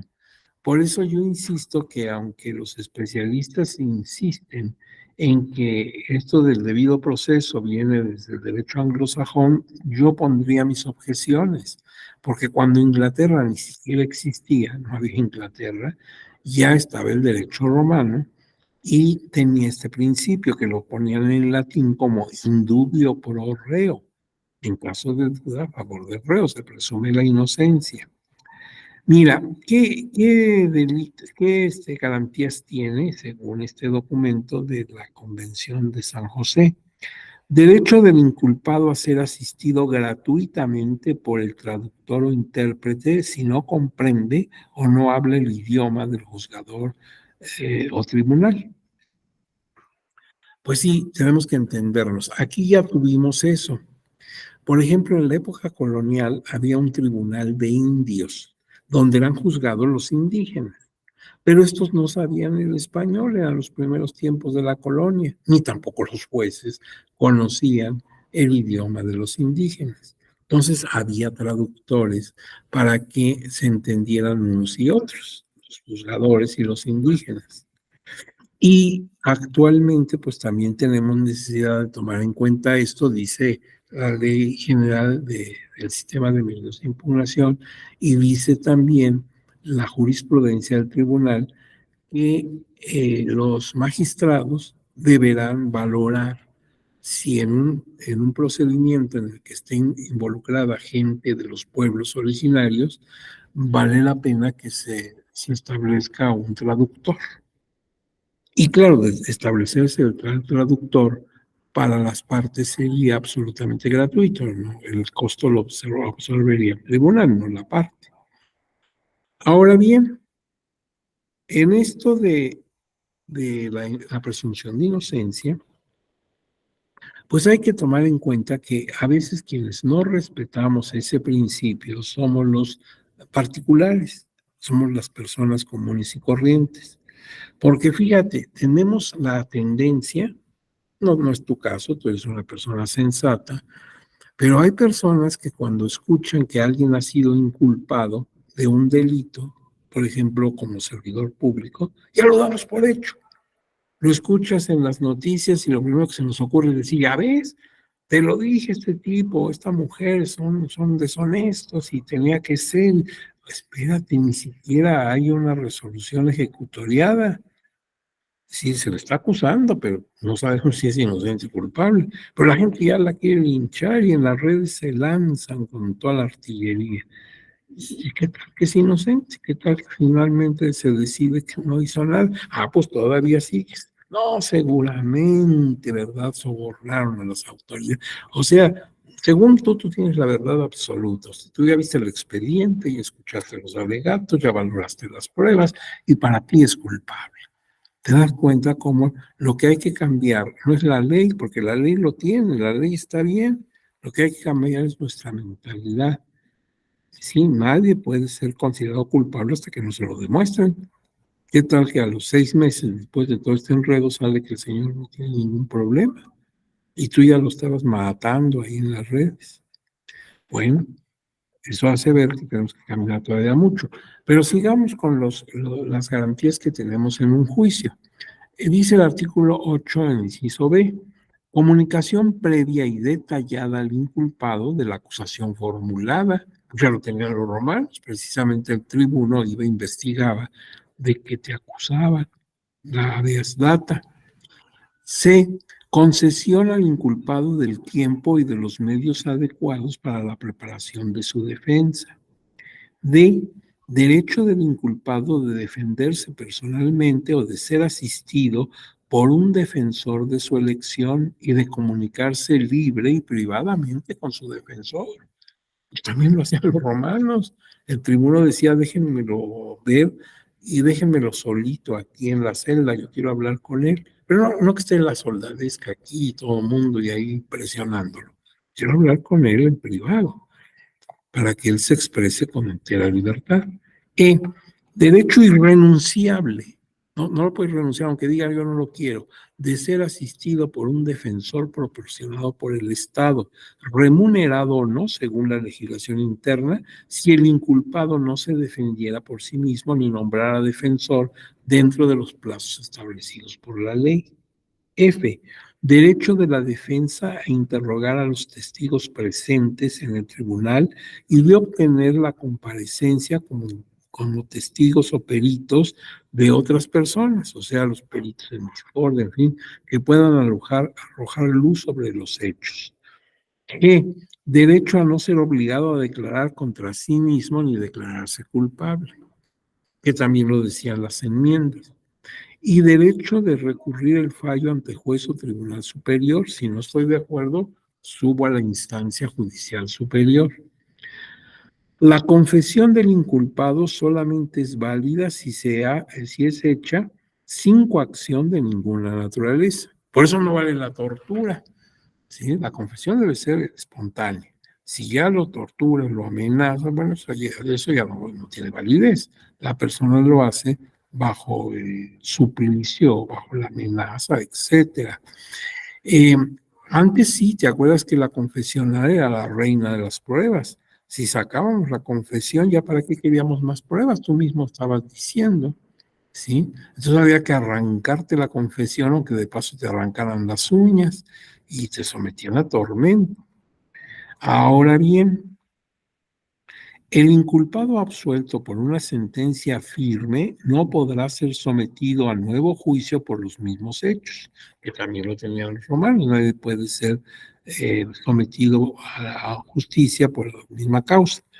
El proceso penal debe ser público, salvo que sea necesario para preservar los intereses de la justicia. O sea, si hay algún problema de que hacerlo público pudiera causar un desorden o cosas así, pero en principio el juicio debe ser público. El artículo 9. Nadie puede ser condenado por acciones u omisiones que en el momento de cometerse no fueran delictivos, según el derecho aplicable. Tampoco se puede imponer pena más grave que la aplicable en el momento de la comisión del delito. Si con posterioridad a la comisión del delito la ley dispone la imposición de una pena más leve, el delincuente se beneficia con ello. O sea, si la ley cambia después de que yo cometí el delito y le ponen más suave la pena, me la aplica. Si al revés, aumenta la sanción, ya no me la aplica, porque sería aplicar retroactivamente en perjuicio una norma. Si me beneficia, sí. Si aminoro la pena, sí me lo aplica. Artículo 10. Toda persona tiene derecho a ser indemnizada conforme a la ley en caso de haber sido condenado en sentencia firme por error judicial. Si no te pueden acabar la vida, fastidiar la vida por un error judicial. Y luego, pues, un disculpe usted, ¿verdad? Mire, usted resultó inocente. A Dios que le vaya, no, a Dios que le vaya nada, vamos, me tienes que dar una indemnización. Eso es lo que dice la Convención Americana. Luego el artículo 25. Toda persona tiene derecho a un recurso sencillo y rápido o a cualquier otro recurso efectivo entre los jueces o tribunales competentes que la ampare contra actos que violen sus derechos fundamentales reconocidos por la Constitución, la ley o la presente convención, aun cuando tal violación sea cometida por personas que actúen en ejercicio de sus funciones oficiales. Entonces tenemos derecho a tener un órgano de justicia con un recurso sencillo y rápido. De alguna manera es la misma idea de José María Morelos y Pavón. Artículo 26. Los estados partes se comprometen a garantizar que la autoridad competente prevista por el sistema legal del Estado decidirá sobre los derechos de toda persona que interponga tal recurso. B, a desarrollar las posibilidades del recurso judicial. Y C, a garantizar el cumplimiento por las autoridades competentes de toda decisión en que se haya estimado procedente el recurso. Bueno, y ahora vamos a ver otras normas de carácter internacional, pero resulta que ahora pues ya son las 2:48 y es mucha información, ¿verdad? No sé si ya están cansados, no les vaya a dar una embolia, ¿verdad? Porque ya recibieron mucha información. ¿Les parece que lo dejemos hasta aquí? Sí, aunque todavía faltan unos minutos, pero miren, si ustedes me permiten, dejo de presentar y entonces aprovechamos el tiempo para ver si quieren hacer alguna pregunta o algún comentario, con mucho gusto, si es el caso. Vamos a ver, nada más accionen su micrófono y toman la palabra. No es el caso, no tienen alguna pregunta, inquietud, todo ha quedado más o menos claro. Fíjense que todo lo que hemos enfocado en este momento, como ven, se va por el lado penal, porque lo primero que importó en la historia universal fue protegernos desde el punto de vista penal, que es la justicia más afectativa, ¿sí? Nos pueden privar de la vida si había pena de muerte o de la libertad. Entonces, es urgente, ¿verdad? Pero ya después mañana vamos a ver cómo esto se va a impactar a lo electoral y ya lo podemos ver con más calma. Pero nació en el mundo de lo penal, porque era algo de relativamente una gran urgencia y por eso viene desde el derecho romano. Y estoy tomando el derecho romano, pero podría tomar también el derecho de los egipcios en la época de los faraones, etcétera. O sea, el de Mesopotamia, como les dije, en mí, podríamos tomar varios. pero bueno, no quisimos tampoco hacer una explicación extensísima por la historia. Pero todo se encausa hacia lo penal, que es lo más urgente. Lo primero es que no te vayan a declarar con una sentencia de muerte o que te vayan a meter a la cárcel, a privar de tu libertad. Es lo primero que hay que salvar. Otro tipo de justicia la puedes llevar tranquilamente desde tu casa, desde tus oficinas, vas llevando tus actuaciones. Pero hay cosas como lo penal, que sí va de por medio. Pues a veces tu vida y de menos tu libertad. Entonces, por eso se impactó ahí primero. Y ya después pasó a otras áreas del derecho. Pero bueno, si ustedes no tienen comentario o pregunta, podemos dejarlo hasta aquí. Mañana nuestra cita sería a la misma hora, muy puntuales, y desahogamos la última parte. Le preguntamos a la maestra Inés si no hay por ahí algún recadito que tenga en su dispositivo, ¿no lo hay? No, no tenemos nada, doctor. Bueno, nos permite, maestra, que nos retiremos, nos vamos a comer como 10 minutos del tiempo, pero no creo que nuestros amigos vayan a decir, ay, me faltaron 10 minutos de clase, qué barbaridad, me siento ese vacío. Y como que a esta hora, pues ya se pone uno triste porque no ha comido. Entonces, pues que disfruten su comida, que la pasen muy bien, cuídense mucho, y mañana tempranito de nuevo molestamos a la maestra Inés. Maestra, Muchas con gracias, todo mi doctor, cariño, que esté muy bien. Muchas gracias por su clase. cuida mucho, maestra. Hasta luego. Buenas Gracias. tardes a todos y todos.